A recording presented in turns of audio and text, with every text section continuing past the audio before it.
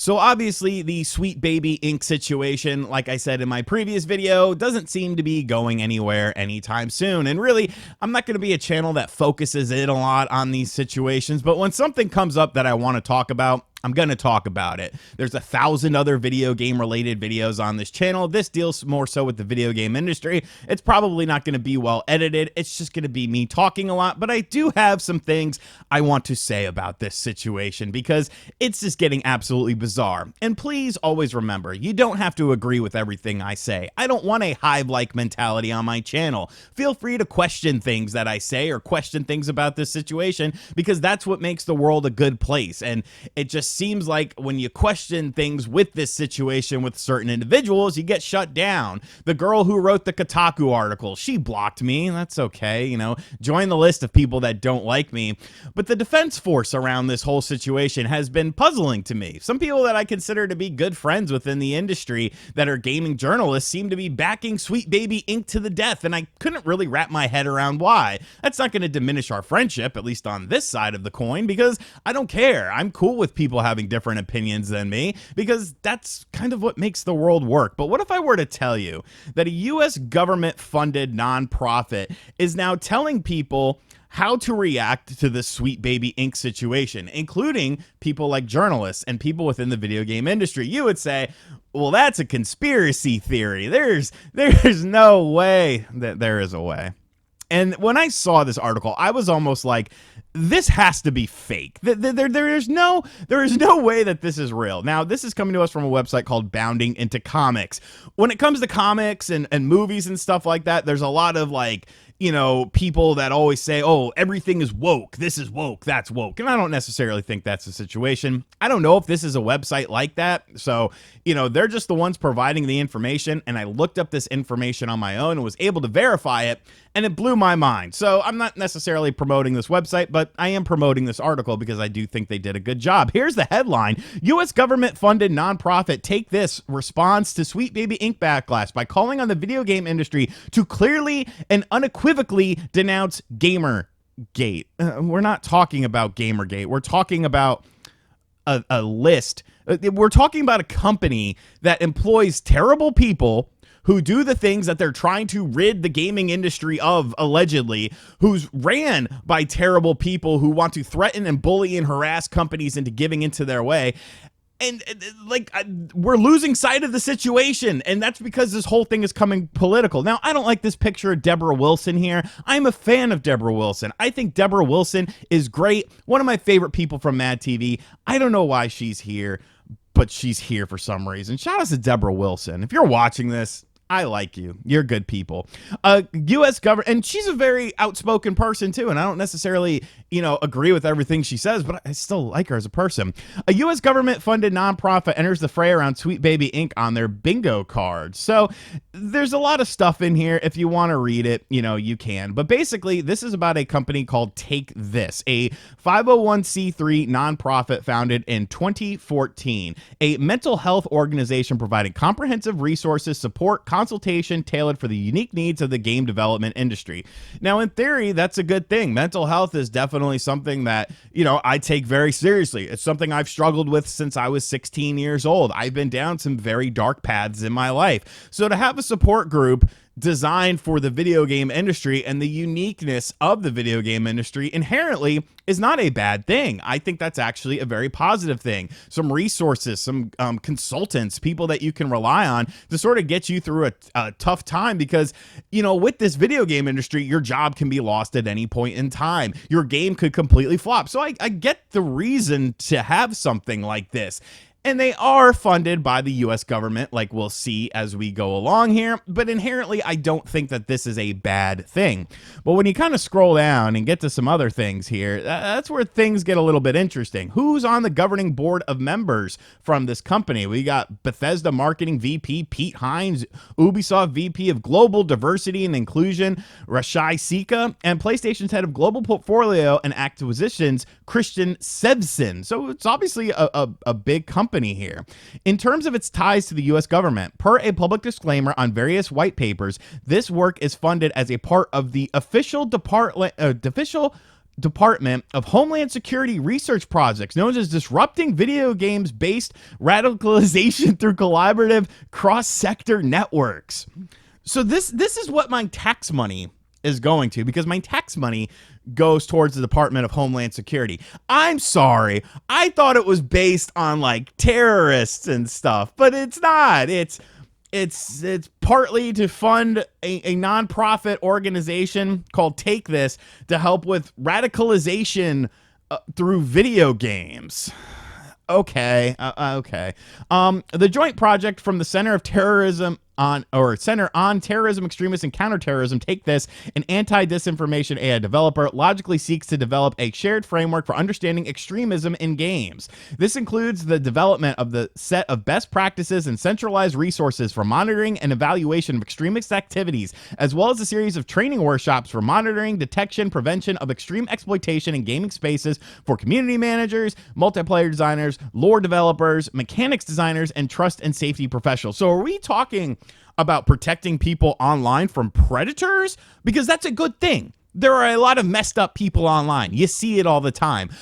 But when you're talking about lore developers and mechanics designers, that almost to me sounds like we're talking about the actual content of the game itself, and not just the situations arising from online multiplayer. If you go on to an online multiplayer game, you're going to hear racism, you're going to hear sexism, you're going to hear idiots, saying things like that. And if you want to cut down on stuff like that, they have reporting systems and stuff like that. But lore developers, that kind of sticks out a bit in my mind. In addition, this project will provide a first-of-its-kind collaborative structure for public-private partnerships on preventing and mitigating games-based extremism. Taken together, this project will simultaneously improve counter-extremism with collaboration in the video game industry while providing a substantial capacity building within and across developers. There's a lot of words here, and I feel like this is a sentence where we're just saying words to try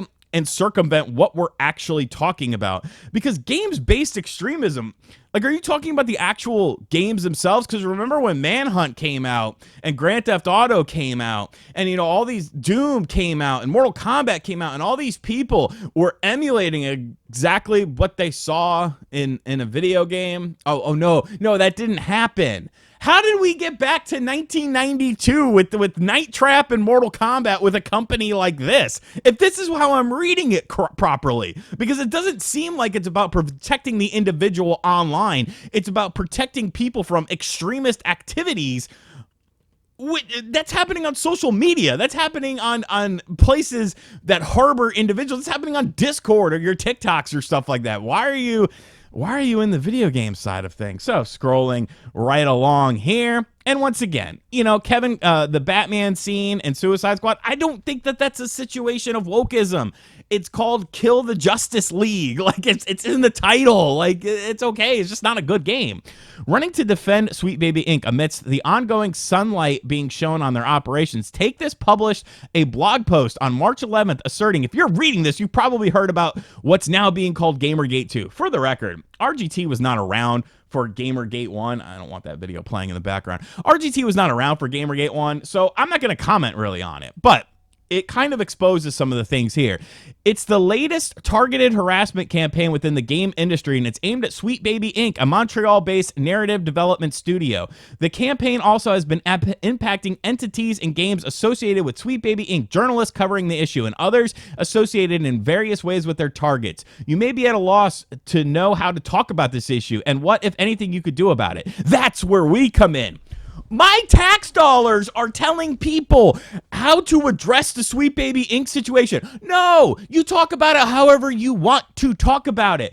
Harassment, targeted harassment. How did this whole thing start? Look at me.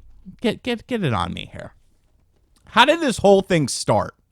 It started because Sweet Baby Inc. employees were trying to take down a list of games that were available on Steam that Sweet Baby Inc. developed or was a part of developing, and somebody made a list of those games. That's like making a list of Sega games and what games Sega made on Steam, and they just put it out there. There was no ill intent with it. There was no harassment with it. There was no saying, you don't buy these games because Sweet Baby Inc. made them. No, it was simply a list of curated games that they made. The same list that's available on their website. And then Sweet Baby Inc. employees got together and tried to take down this list because they didn't like it. They were the ones perpetuating harassment. The person who made the list was the victim, but everyone wants to be a victim nowadays. It's cool to be a victim. It's cool to be a victim. And if you've never been a victim in life for anything, then you might have that mindset. But if you've actually been a victim and you've actually been harassed either by law enforcement or other entities out there, and you know how it really feels, you know how it feels to get a knock on your door when you're in your mid-20s and say, hey, you were involved in a drive-by shooting last night. Do you want to come in and talk about it, or are you going to wait this out? And then cops are staking out your house over this, and then you come to find out, hey, this was just a misunderstanding. It wasn't your vehicle in it. When you've actually been harassed by people and you've been a victim, you quickly realize, hey, that's not a good feeling. It's not a good feeling to have within yourself. And I'm not saying that happened to me, but I'm not saying it happened to me. In service of providing such guidance, the nonprofit then declared Discord, Steam, and X have been the predominant platforms where the abuse and harassment has been taking place. In these spaces, lists of game studios, companies, and associated organizations are being circulated for targeting by members of the mob. Large-scale harassment campaigns like this fuel and are fueled by political events. And there we freaking go. We have to make everything political. When I grew up, there were three things you didn't talk about with people. You don't talk politics, you don't talk religion, and you don't talk money. Why? Because what you believe in terms of politics, what you believe in terms of religion, and what's your financial situation is nobody else's business. It has no bearing on them. As much as they want to gaslight you to think that your vote is super, who you vote for, God, they're a bad person because you voted for this person. It doesn't matter. It doesn't matter. And that's just my stance on it. But those are the three things you didn't talk about because it's not other people's business. But everything has to be political nowadays. Everything has to be politicized. And unfortunately, it's now just taken over games as like a new thing. I don't care if a right-wing person or a Republican wants to make a video game. I don't care if a Democrat, an independent, whoever, a left-wing person, whoever. If somebody wants to make a video game and it's a good video game and I like it and I like the story, I'm going to play the frickin' thing. It has no bearing on my life if a Christian or a Muslim or a Jewish person or a Catholic person makes a video game. Who the hell cares? Who cares? None of this is anybody's business, but now you wear it like a badge of honor. Look at me. I'm a political person. Look at me. Like, people who didn't freaking get enough attention in life, they have to, that becomes their identity. That becomes their whole identity. That's their whole purpose in life. Jesus Christ. As political rhetoric heats up again during the U.S. presidential election. Remember when like nobody cared about this and they would just sit around and like see who won? Yeah, I do too. Bring back those time frames. This kind of online activity is going to ramp up, and it's important to understand that these phenomena are interrelated. According to you, they're interrelated. Jackasses. In terms of individual action, the company suggested it's extremely important to speak out and step up for folks who are being harmed. This kind of support can take on many forms. It could be an email or a quick check-in with the people in your orbit who are the targets of harassment or close to those targets. Family members, colleagues, and friends of those targeted also experience different types of harm. And turning to address industry leaders, you may be inclined to be quiet or cautious, but that's not helpful. At this time, many studios are hesitant to address the hate and abuse from Gamergate. We're not talking about Gamergate. We're talking about a company. We're talking about a literal company who started this whole thing by targeting harassment of an individual who made a list of games. And now the government is technically funding the defense force for this. The reasons varied, but usually this hesitation was born out of fear or losing profits or concern that taking a stance would attract the attention of the Gamergate mob. However, the failure to stand and communicate clearly with the community backfires. In other words, failure to clearly and unequivocally denounce Gamergate and the harassment and abuse done in its name created a space for hate, that abuse that continues to first spread and become normalized. Hate, harassment, and toxic behavior have no place in games. Yes, they do, because they've been there from before you were there. By taking direct targeted action in a timely manner, we can mitigate further further to harm talented, dedicated folks in games and help prevent additional resources of these harmful events. So, what did I say in my initial video?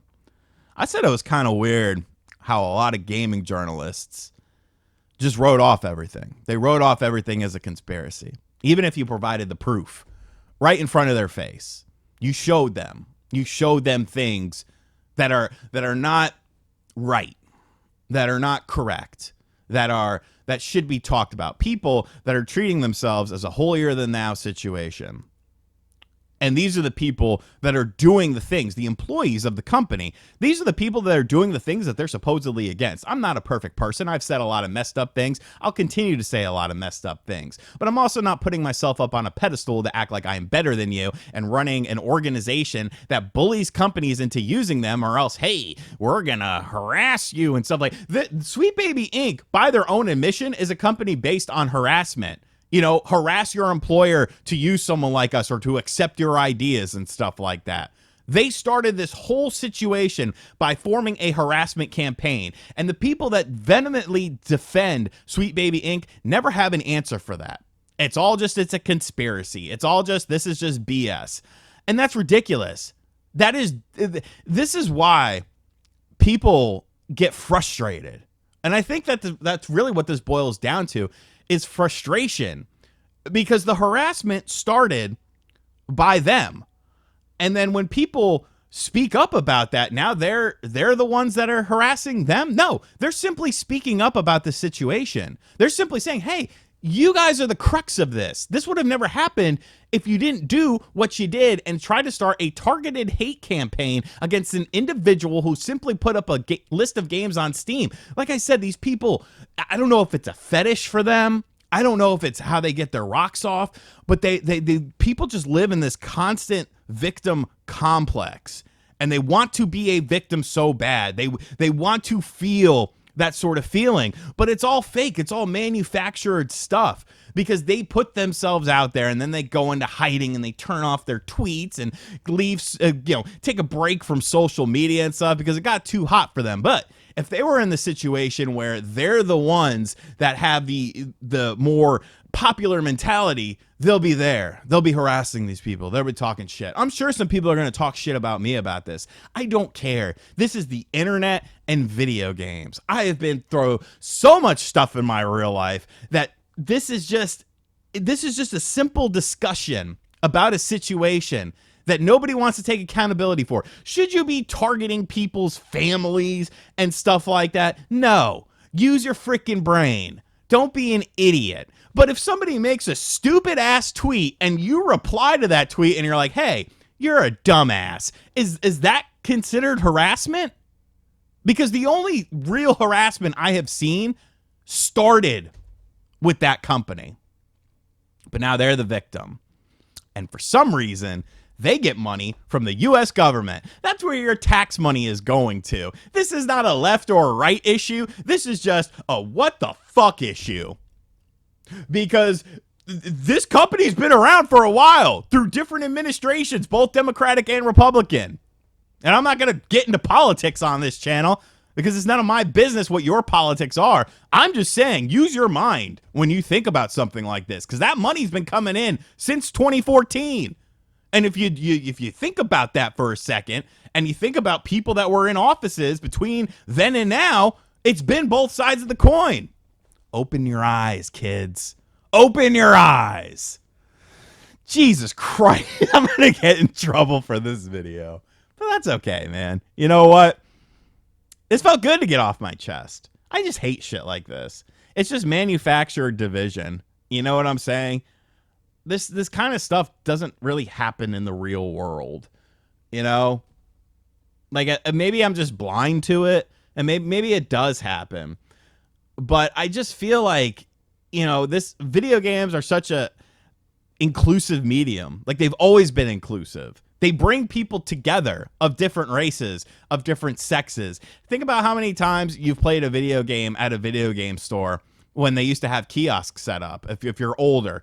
Like, think of how many times you played video games with someone of a different sex, of a different race, probably of a different religion, probably of a different political stance. And you didn't care. You just were playing video games with this person. It's supposed to be something that brings people together. But the fact that organizations out there do shit like this, get caught in 4K, and then want to blame the victim, and then companies that are funded by the U.S. government tell people how to react to it, and you're just supposed to be like, oh, yes, sir, I will do what you say.